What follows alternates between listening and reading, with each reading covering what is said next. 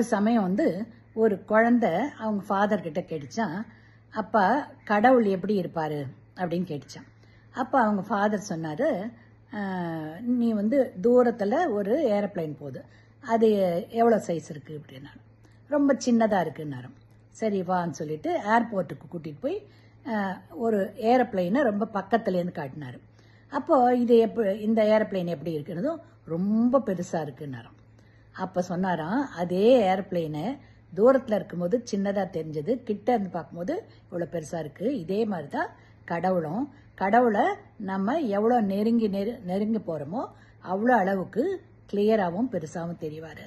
So கடவுள்கிட்ட நம்ம நெருக்கத்துக்கு போகணும். நம்ம இருக்கிற பார்வையை பொறுத்து தான் கடவுளும் நமக்கு தெரியவாருன்னா. புரியுதுங்களா? அதனால நம்ம எப்பவுமே கடவுளை உண்மையாக நேசிச்சோம்னா கடவுளும் நம்மளை நல்லா கிட்டையும் தெரிவார், பெருசாகவும் தெரிவார். ஓகேவா?